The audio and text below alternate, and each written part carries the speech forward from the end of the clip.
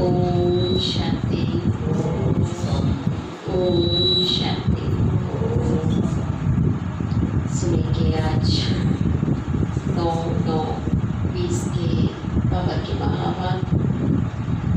आज प्यारे बाबा ने सबसे ज़्यादा ध्यान हमें योग बल पर ही खिंचवाया, क्योंकि ज्ञान मार्ग में योग ही एकमात्र साधन है जो हमें जन्म जन्म के विकर्मों से मुक्ति दिला सकता है, जिससे ही हम इस सृष्टि को पावन बना सकते हैं और अपने अंदर के असुरों को भगा सकते हैं। सारा मदार हमारे योग बल पर ही डिपेंड करता है।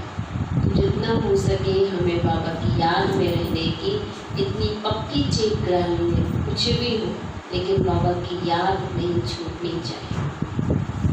याद का चार्ट और याद का स्वभाव संस्कार हर पल बस बाबा की याद की टेप पक्की करो। तो उसके लिए हम मुरली को ध्यान से सुनेंगे और भी बाबा पॉइंट बताएंगे कैसे कैसे हम अपने विकर्मों को भस्म कर सकते हैं। ओम शांति। आज प्यारे बाबा बोले, मीठे बच्चे हर बात में योग बल से काम लो।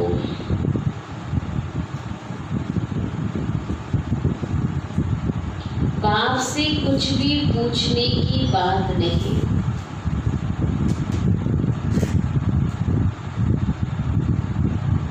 बाप से कुछ भी पूछने की बात नहीं। तुम ईश्वरीय संतान हो।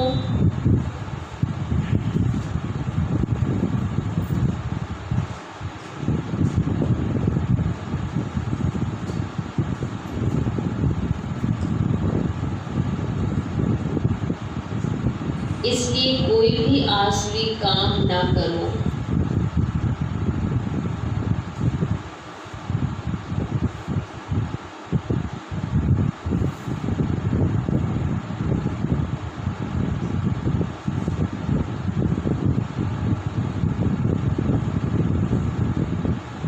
प्रश्न, तुम्हारे इस योग बल की करामत क्या है?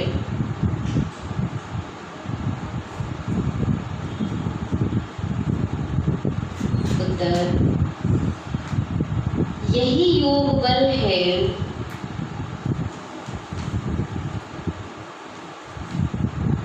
जिससे तुम्हारी सब कर्म इंद्रियां वश हो जाती हैं।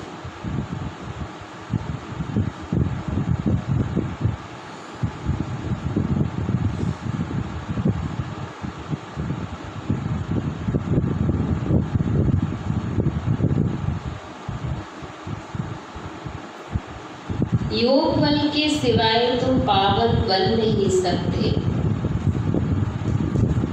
योग बल के सिवाय तुम पावन बन नहीं सकते।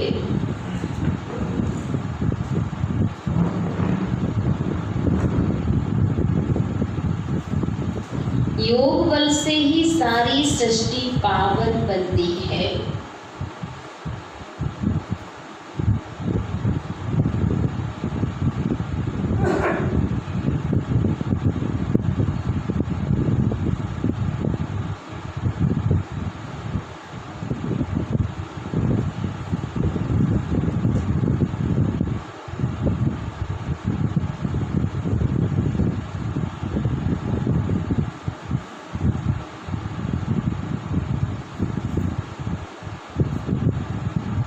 इसलिए पावन बनने के लिए व भोजन को शुद्ध बनाने के लिए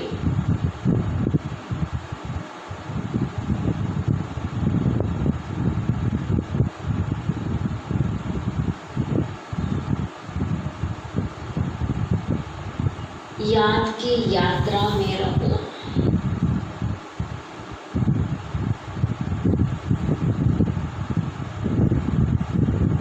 युक्ति से चलो, नम्रता से व्यवहार करो।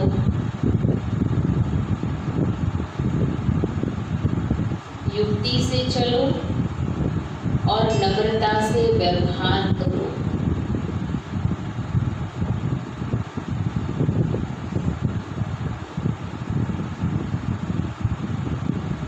ओम शांति। रूहानी बाप रूहानी बच्चों को समझाते हैं। दुनिया में किसको मालूम नहीं है कि रूहानी बाप आकर स्वर्ग की व नई दुनिया की स्थापना कैसे करते हैं। कोई भी नहीं जानते। तुम बाप से कोई भी प्रकार की मांगनी नहीं कर सकते हो। बाप सब कुछ समझाते हैं, कुछ भी पूछने की दरकार नहीं रहती है। सब कुछ आप ही समझाते रहते हैं। बाप कहते हैं मुझे कल्प कल्प इस भारत खंड में आकर के क्या करना है सो मैं जानता हूँ, तुम नहीं जानते हो। रोज रोज समझाते रहते हैं, कोई भल एक अक्षर भी ना पूछे तो भी सब कुछ समझाते रहते हैं। कभी हम बच्चों ने पूछा बाबा इसका क्या मतलब, उसका क्या मतलब, बहुत कम पूछते, और बाबा अपने आप ही हमको रहस्य जो है सृष्टि के खोलते रहते हैं। उन्हें पता है कि अब समय आ गया है, ये फिल्म में ये एपिसोड शुरू होना चाहिए, अब ये बात बच्चों को पता होना चाहिए। कभी पूछते खान पान की तकलीफ होती है, अपने आप पूछ लेते ना बच्चे, बाहर का नहीं खाते हो, कोई तकलीफ तो नहीं होती। बहुत दिन से जो है गोलगप्पे नहीं खाए हैं बाहर के, बहुत दिन से हलवाई क्या नहीं गए, तो कभी कभी होता तो नहीं है, इच्छा ऐसी तकलीफ तो नहीं होती है। अब ये तो समझ की बात है, बाबा ने कह दिया है हर बात में योग बल से काम लो, याद की यात्रा से काम लो, और कहाँ भी जाओ तो मुख्य बात बाबा को याद जरूर करना, और कोई भी आवश्यक काम नहीं करना। हम ईश्वरीय संतान है, वह सबका बाप है, सबके लिए शिक्षा एक ही देंगे। बाप शिक्षा देते बच्चे स्वर्ग का मालिक बनना है, राजाई में परिश्रम तो होती है ना। हर एक के पुरुषार्थ अनुसार बंटवा होता है, पुरुषार्थ बच्चों को करना है और प्रारब्ध भी बच्चों को पानी है। पुरुषार्थ कराने के लिए बाप आए हैं, तुमको कुछ भी पता नहीं था कि बाबा कब आएंगे, क्या आकर करेंगे, कहाँ ले जाएंगे। बाबा ही आकर समझाते ड्रामा के प्लान अनुसार। तुम कहाँ से गिरे हो, एकदम ऊंच चोटी से, जरा भी बुद्धि में नहीं आता कि हम कौन हैं। अब मालूम, अब महसूस करते हो ना, तुमको सपन में भी नहीं था कि बाबा आकर क्या करेंगे, तुम भी कुछ नहीं जानते थे।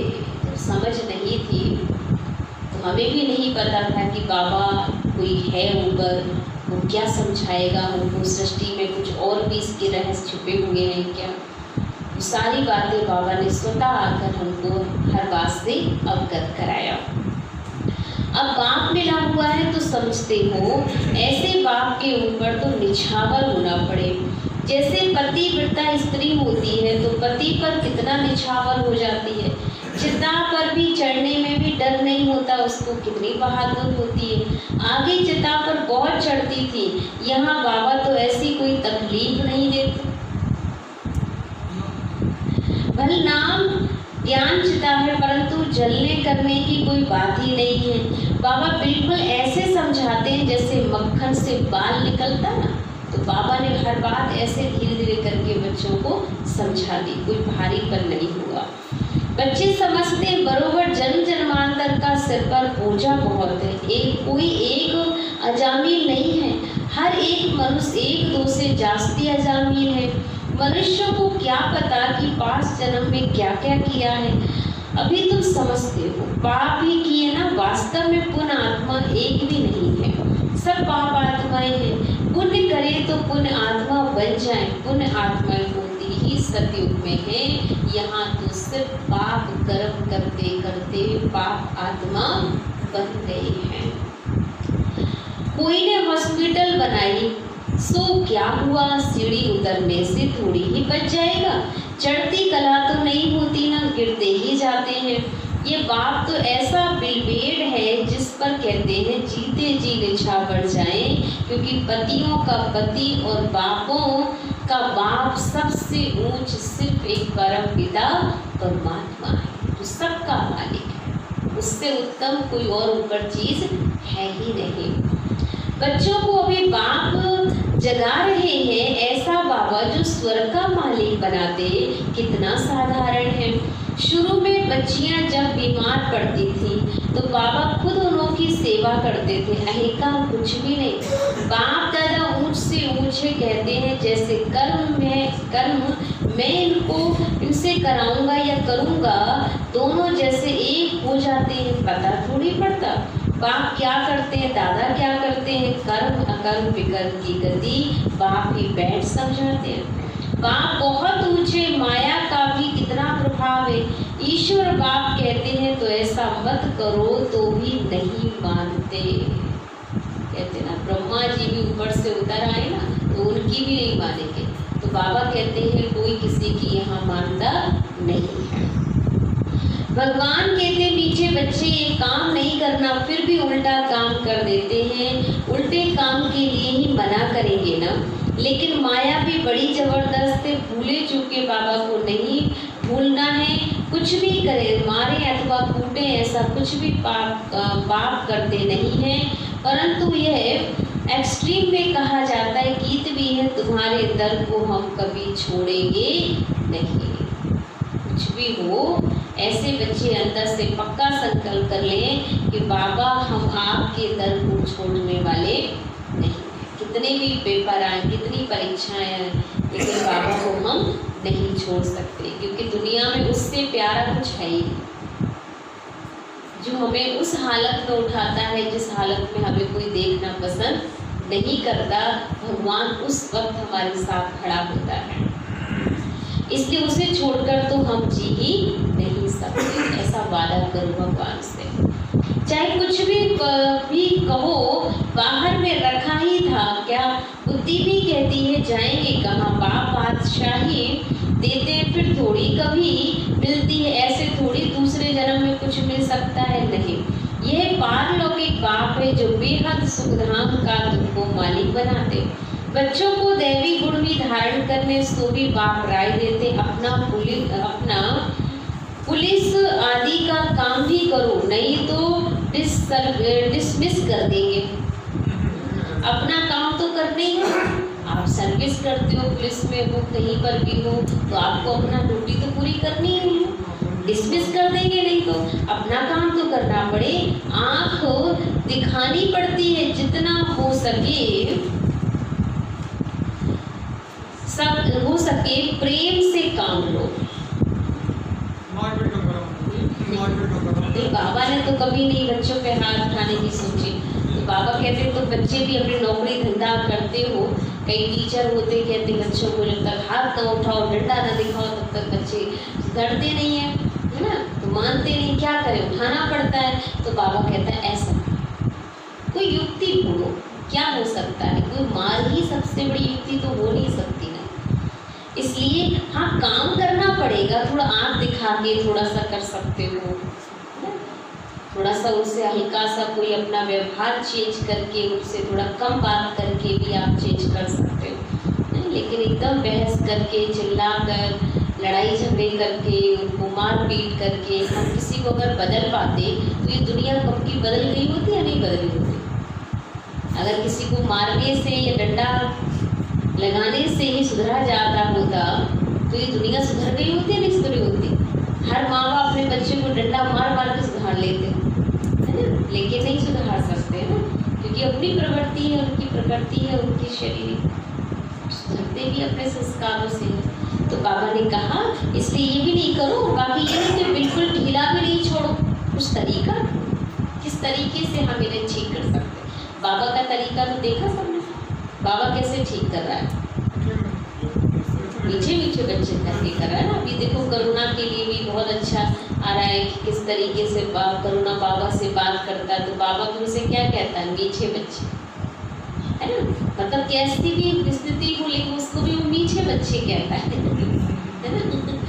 तो बाबा इतना प्यारा है कि वो कहता, वो भी झुक गया है करुणा, वो बोल देता है बाबा तुम्हारे इन मीठे शब्दों से आपने मुझको झुका दिया, मुझे कोई नहीं झुका सकता। तो बाबा इतना प्यारा है कि अपनी प्यार भरी भाषा से ही किसी को बदल सकता है। नहीं तो युक्ति से आंख दिखाओ, हाथ नहीं चलाना। बाबा के कितने ढेर बच्चे हैं, बाबा को भी बच्चों का होना रहता है। मूल बात पवित्र रहना। जन्म जन्मांतर तुमने पुकारा है ना, हे पतित पावन आकर हमको पावन बनाओ, परंतु अर्थ कुछ भी नहीं समझते। बुलाते हैं तो जरूर पतित है, नहीं तो बुलाने की दरकार नहीं, पूजा की भी दरकार नहीं। बात समझाते हैं तुम अबलाओं पर कितने अत्याचार होते, सहन करना ही पड़ता है। युक्तियाँ भी बतलाते रहते हैं, बहुत नम्रता से चलो। बोलो आप तो भगवान हो, फिर यह क्या मांगते हैं, हथियाला मांगते हैं। तो समय कहते हैं, कांते समय कहते हैं मैं तुम्हारा पति हूँ, ईश्वर हूँ, गुरु हूँ, सब कुछ हूँ। अब मैं पवित्र रहना चाहती हूँ तो तुम रोकते क्यों हो? भगवान को तो पतित पावन कहा जाता है ना, बाबा ही पावन बनाने वाले बन जाओ। तो ऐसे प्यार से नम्रता से बात करनी चाहिए। क्रोध करें तो फूलों की वर्षा करो। मैंने पति अगर परेशान करते हैं तो बाबा कहते हैं आप सब क्या करो, उनकी ही बात उनको एहसास दिलाना कि आप ही तो कहते थे पति गुरु है, ईश्वर है ना, सब कुछ है। तो फिर आपको जब पता है कि मैं श्रेष्ठ मार्ग पे जा रही हूँ तो आप मेरी मदद करिए ना, फिर मुझे क्यों ऐसा कहते हो? मारते हैं, फिर अफसोस भी करते हैं। जैसे शराब पीते हैं तो बड़ा नशा चढ़ जाता है, अपने को बादशाह समझते हैं। तो ये विष ऐसे ही चीज़ है, बात मत पूछो, पछताते हैं, परंतु आदत पड़ी है तो वह टूटती नहीं है। एक दो बार विकार में गया, बस नशा चढ़ा, फिर गिरते रहेंगे। जैसे नशे की चीजें खुशी में लाती है, विकार भी ऐसे ही है। यहाँ फिर बड़ी मेहनत है, सिवाय योग बल के कोई भी कर्म इंद्रियों को वश नहीं कर सकते। योग बल की ही करामत है, तब तो नाम मशहूर है, बाहर से आते हैं। यहाँ योग सीखने शांति में बैठे रहेंगे, घर बार से दूर हो जाते। वह तो है अल्पकालीन आर्टिफिशियल शांति। किसको सच्ची शांति का मालूम ही नहीं है। बाबा कहते बच्चे तुम्हारा स्वधर्म क्या है? शांति। इस शरीर से तुम कर्म करते हो, जब तक शरीर धारण ना करें तब तक अपना शांत रहे ना, फिर कहाँ ना कहाँ जाकर प्रवेश करती है। यहाँ फिर कोई कोई सूक्ष्म शरीर से धक्के खाती रहती है। वह छाया के शरीर होते हैं ना, कोई दुख देने वाले भी होते हैं और कोई बहुत अच्छे भी होते हैं। जो आत्मा शरीर छोड़कर जाती तो कई अच्छी भी होती हैं और कई बहुत दर्द भी देती हैं लोगों को। यहाँ भी कोई भले मनुष्य होते हैं जो किसको दुख नहीं देते, कोई तो बहुत दुख देते, कोई जैसे साधु महात्मा होते हैं। ये तो सब स्वभाव अनुसार आत्मा जैसे शरीर छोड़ेगी वैसे ही वो आत्मा दूसरा पुराने शरीर में भी वही करेगी, वही सूक्ष्म शरीर में कर्म करेगी। बाप समझाते हैं मीठे मीठे सीखी न दे बच्चों, तुम 5000 वर्ष के बाद फिर से आकर मिले हो, क्या लेने लिए? बाबा ने बताया है तुमको क्या मिलने का है। बाबा आपसे क्या मिलना है ये तो प्रश्न ही नहीं। आप तो हो ही हेवनली गॉड फादर, नई दुनिया के रचयिता, तो जरूर आपसे बादशाही मिलेगी। बाप कहते हैं थोड़ा भी कुछ समझ कर जाते हैं तो स्वर्ग में जरूर आ जाएंगे। हम स्वर्ग की स्थापना करने आए हैं। बड़े से बड़ा आसामी भगवान है और प्रजापिता ब्रह्मा। तुम जानते हो कि विष्णु कौन है और कोई को भी पता नहीं है। तुम तो कहेंगे हम इनके घराने के हैं। ये लक्ष्मी नारायण तो सतयुग में राज करते हैं, ये चक्र आदि वास्तव में विष्णु को थोड़ी है। यह अलंकार हम ब्राह्मणों के हैं, अभी यह नॉलेज है। सतयुग में थोड़ी ही ये समझाएंगी बातें, जो यहाँ समझ रहे हो वो सतयुग में समझाने की आवश्यकता ही नहीं पड़ेगी। ऐसी बातें बताने की भी कोई भी ताकत नहीं। तुम इस 84 के चक्र को जानते हो, इनका अर्थ कोई भी समझ ना सके। बच्चों को बाप ने समझाया, बच्चे समझ गए। हमको तो ये अलंकार सूंघते नहीं। हम अभी शिक्षा पा रहे हैं, पुरुषार्थ कर रहे हैं, फिर ऐसे बन जाएंगे। स्वदर्शन चक्र फिराते फिराते हम देवता बन जाएंगे। स्वदर्शन चक्र अर्थात रचयिता और रचना के आदि मध्य अंत को जानना। सारी दुनिया में कोई भी ये समझा नहीं सकते कि सृष्टि का चक्र कैसे फिरता है। बाबा कितना सहज कर समझाते। इस चक्र की आयु इतनी बड़ी तो हो नहीं सकती है। मनुष्य सृष्टि का ही समाचार सुनाया जाता है कि इतने मनुष्य, ऐसे थोड़ी बताया जाता है कि कछुए कितने हैं, मछलियां आदि कितनी हैं। मनुष्यों की ही बात है ना, तो उससे भी प्रश्न पूछते हैं। बाप सब कुछ बतलाते रहते, सिर्फ उस पर पूरा ध्यान देना है ना। जो भी जनगणना होती है वो सब मनुष्यों की तो होती ना, ये तो नहीं हुई कि कितने दुनिया में सांप रह गए हैं, कितने जो है मगरमच्छ हैं दुनिया में, उनकी जनगणना हुई, ये सब नहीं हो रही है। तो बाबा ने समझाया, योग बल से तुम सृष्टि को पावन बनाते हो, तो क्या योग बल से खाना शुद्ध नहीं हो सकता?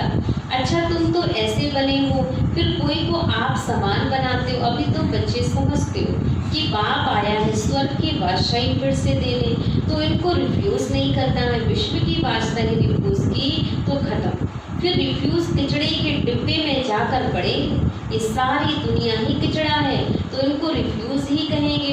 अब दुनिया का हाल देखो क्या है, तुम तो जानते हो कि हम विश्व के मालिक बनते हैं, ये किसको भी पता नहीं। सतयुग में एक ही राज था, मानेंगे नहीं, अपना घमंड रहता है, फिर जरा भी सुनते नहीं ये लोग। किसी को बातें सुनाओ भगवान की तो अपना भी प्राउड है कि क्या हमारा ज्ञान छोटा है, हम क्यों इनकी सुने। बहुत घमंड होता है, पर कोई बात नहीं, आप अपने बहुत ही नम्रता के साथ अपनी बात रखो, उन्हें घमंड करने दो, ये किसको पता नहीं है। तो कह देते ये सब अपनी कल्पना है, माने आपकी कल्पना है, कल्पना से ही यह शरीर आदि बना हुआ है, अर्थ कुछ भी नहीं समझते, बस ये ईश्वर की कल्पना है। ईश्वर जो चाहे सो बनते, उनको यह जो चाहे सो बनते हैं, उनको ये खेल है, ऐसी ऐसी बातें करके बात खत्म कर देते हैं, आगे सुनते ही नहीं है। बात मत पूछो, बाबा तुम बच्चे जानते हो, अभी तुम बच्चे जानते हो कि बाबा आया हुआ है। बुढ़िया भी कहती है बाबा हर 5000 वर्ष के बाद हम आपसे स्वर्ग का वर्षा लेते, हम अभी आए हैं स्वर्ग की राजाई लेने। तुम जानते हो कि अभी सभी एक्टर्स का अपना पार्ट है, नाम का एक का पार्ट ना मिले दूसरे से, तुम फिर इसी ही नाम रूप में आकर इसी समय से वर्षा लेने का पुरुषार्थ करेंगे। कितनी अथाह कमाई है। बल बाबा कहते हैं थोड़ा भी सुना है तो स्वर्ग में आ जाएंगे, परंतु हर एक मनुष्य पुरुषार्थ तो ऊंच बनते ही हैं, कल ऊंच बनने का ही करेंगे। तो पुरुषार्थ भी फर्स्ट है बच्चे, प्रारब्ध बाद में और पुरुषार्थ पहले है। तो पहले क्या करो, आप सिर्फ पुरुषार्थ करो, कर्म करो, फल की बिल्कुल फिक्र मत करो। बाबा जाने बाबा का काम जाने, हम सिर्फ अपना काम करें। कई बच्चे ड्रामा को पाठ पक्का करके बैठ जाते हैं, ड्रामा में होगा तो कर लेंगे। अरे बाबा कहते हैं ड्रामा कहाँ से कराएगा, आपको अपना काम करना पड़ेगा ना। बिना पुरुषार्थ की प्रारब्ध बनती ही नहीं है। आप पुरुषार्थ करते रहिए, बाकी में जो होना है वो ऊपर वाला जाने, उसका काम जाने, हम उसमें इंटरफेयर नहीं कर सकते। हम भी तो अपने जीवन में दिन भर की आजीविका जो होती है, खाना बनाना, काम करना, क्या हम मेहनत नहीं करते हैं? आप वो सोचे ड्रामा में होगा खाना मिलना तो मिल जाएगा, वो तो नहीं छोड़ते हैं, है ना। ड्रामा में होगा हमारी प्रॉपर्टी मिलनी होगी तो मिल जाएगी, वो छोड़ते हैं? नहीं छोड़ते, उसके तो पीछे लगे रहते हैं। हम मेहनत करेंगे भाई, उसी भी तरीके लेंगे, अपना हिस्सा छोड़ेंगे नहीं हम, है ना। तो जब उस चीज़ के लिए हम अपना पुरुषार्थ कर रहे हैं, बाकी फिर मिले ना मिले वो कर्म फिर छोड़ देते भाग में लास्ट में। तो वही चीज़ यहाँ पर है कि जब हम बाबा के बच्चे बन गए, पुरुषार्थ करें, बाकी फिर ड्रामा में भाग जो लिखा वो तो हमारा मिलेगा ही हमें, लेकिन हम ड्रामा समझ के बात को स्टॉप नहीं लगा सकते। इसलिए पुरुषार्थ फर्स्ट है, प्रारब्ध सेकंड है। अच्छा मीठे मीठे सिकी लदे बच्चों प्रति माता पिता बाप दादा का याद प्यार और गुड मॉर्निंग। रूहानी बाप की रूहानी बच्चों को नमस्ते। हम रूहानी बच्चों की रूहानी बाप दादा को दिल व जान से सिख व प्रेम से याद प्यार और गुड मॉर्निंग। नमस्ते नमस्ते नमस्ते। शुक्रिया बाबा, शुक्रिया बाबा, शुक्रिया। मेरी ज़िंदगी को संवारने वाले बाबा, तेरा लाख लाख शुक्रिया शुक्रिया शुक्रिया। धारणा के लिए मुख्य सार फर्स्ट पॉइंट है, जैसे बाबा बच्चों की सेवा करते हैं,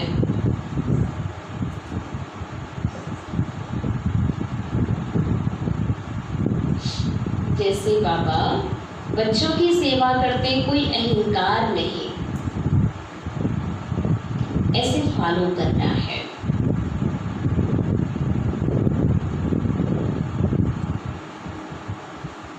बाप की श्रीमत पर चलकर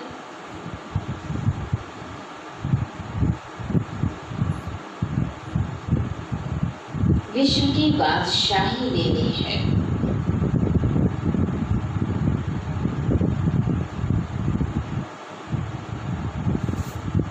रिफ्यूज नहीं करनी, माना छोड़ना नहीं है, रिफ्यूज नहीं करनी। भगवान की बादशाही छोड़ भागना नहीं है, छोड़कर कुछ भी हो। जब बाहर की प्रॉपर्टी नहीं छोड़ना चाहते तो ये प्रॉपर्टी क्यों छोड़े? नहीं छोड़ना है। सेकंड पॉइंट, बापों का बाप है, पतियों का पति।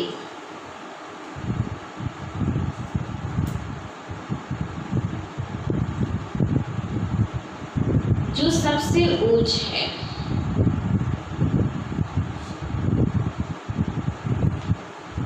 बेमेल है, उस पर जीते जी निछावर जाना है।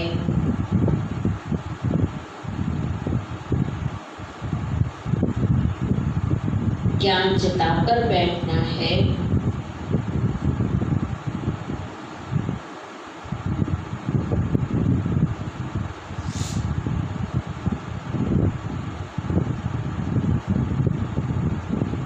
कभी भूले चूके भी बाप को भूल, कभी भूले चूके भी बाप को भूल, उल्टा काम नहीं करना है।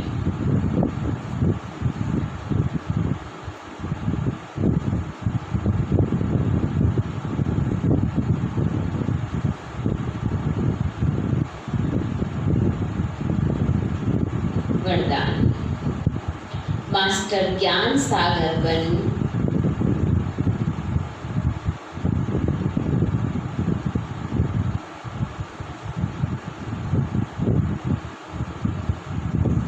ज्ञान की गहराई में जाने वाले,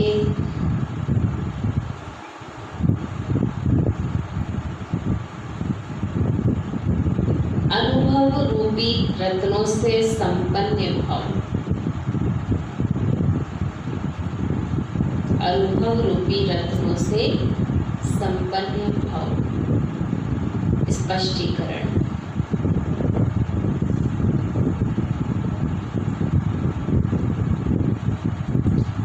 जो बच्चे ज्ञान की गहराई में जाते हैं वे अनुभव रूपी रत्नों से संपन्न बनते हैं। एक है ज्ञान सुनना और सुनाना, दूसरा है अनुभवी मूर्त बनना। अनुभवी सदा अविनाशी और निर्विघ्न रहते हैं, उन्हें कोई भी हिला नहीं सकता।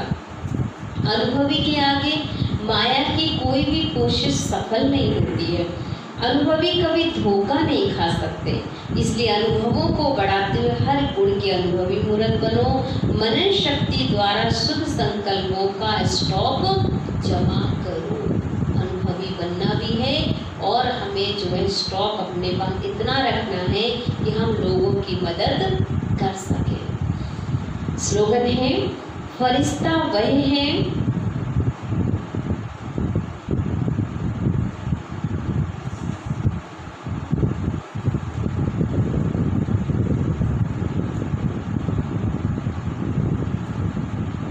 जो देह के सूक्ष्म अभिमान के संबंध से भी न्यारा है। फरिश्ता वह है जो देह के सूक्ष्म अभिमान के संबंध से भी न्यारा है। तो आज पूरा दिन हम ये अभ्यास में रखेंगे कि हमें अनुभवी मूर्त बनना है। ज्ञान रत्नों से बाबा के ज्ञान सागर में जितना हो सके हमें अपने मनन चिंतन की धारा में बहते रहना है। जितना हम अच्छा ज्ञान का मनन चिंतन करेंगे उतना व्यर्थ से हम मुक्त रहेंगे और समर्थ खजानों का स्टॉक हमारे पास इकट्ठा होता जाएगा और ये समर्थ खजाना आने वाले समय में हमारा अवश्य ही काम आएगा।